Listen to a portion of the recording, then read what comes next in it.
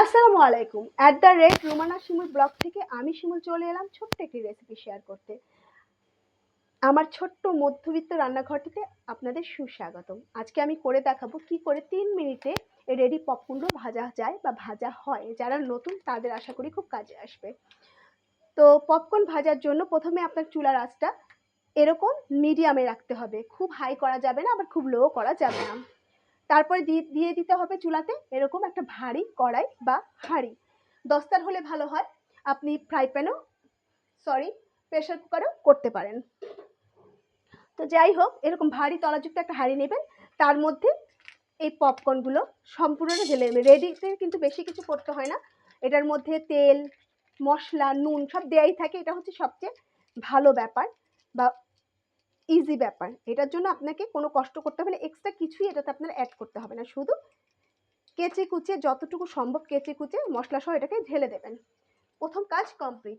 এবার যেটা করতে হবে সেটা হচ্ছে আপনাকে এরকম একটা খুন্তি নেন বা চামচ নেন, যাই নেন, সেটা দিয়ে সুন্দর করে নেড়ে নেড়ে নাড়তে হবে, অনবরত নাড়তে হবে। নাড়তে নাড়তে দেখবেন একটা সময় পপকর্ন ফুটতে শুরু করেছে। দেখতেই পাচ্ছেন আমি অনবরত নাড়ছি, নেড়ে যাচ্ছি। আমি আঁচটা আরেকটু কমিয়ে নিচ্ছি যেহেতু আমার জালটা আরেকটু বেড়ে গেছে। এটা কিন্তু মিডিয়াম আঁচ আছে, আমারটা হাই হয়ে গিয়েছিল, যে কারণে আমি একটু কমিয়ে নিলাম। এই দেখুন পপকর্ন ভাজতে শুরু হয়েছে, পপকর্ন ফুটতে শুরু করেছে। আশা করি দেখতে পাচ্ছেন। এই অবস্থায় আমি এটা ঢেকে দেবো।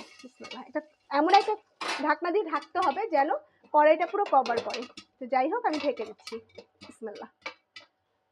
নিশ্চয়ই শব্দটা শুনতে পাচ্ছেন, খুব ভালো করে পপকর্নগুলো ফুটতে শুরু করেছে।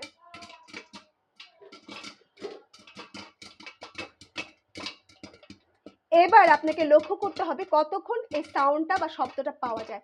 যতক্ষণ পপকর্ন ফোটার শব্দ পাওয়া যাবে ততক্ষণ আপনি এভাবে এটাকে রেখে দেবেন, কোনো নাড়াচাড়া করার প্রয়োজন নাই। যখন দেখবেন পপকর্নের সাউন্ডটা কমে এসছে বা কমে গেছে, দেখেন এখন কিন্তু আমার পপকর্নের সাউন্ড পাচ্ছি না আমি, এই অবস্থায় আমি এটাকে ধরে একটা ঝাঁকা দেব। এভাবে ওভাবে উল্টে পাল্টে দেব, দিয়ে আবার চুলায় চড়িয়ে দেব এবং অপেক্ষা করব কয়েক সেকেন্ড। যাই হোক, আশা করি আমার পপকর্নগুলো হয়ে গেছে। দেখতেই পাচ্ছেন মাশাআল্লাহ, ফুলে ফুলে এক একটা পপকর্নের সাইজ দেখুন কতটা সুন্দর হয়ে গেছে। এটা প্রপারলি ভাজা এবং এখানে কোনো এক্সট্রা ভুট্টার দানা নেই। তো আমার পপকর্ন অলরেডি কমপ্লিট হয়ে গেছে মাশাআল্লাহ। ঢেলে নিচ্ছি।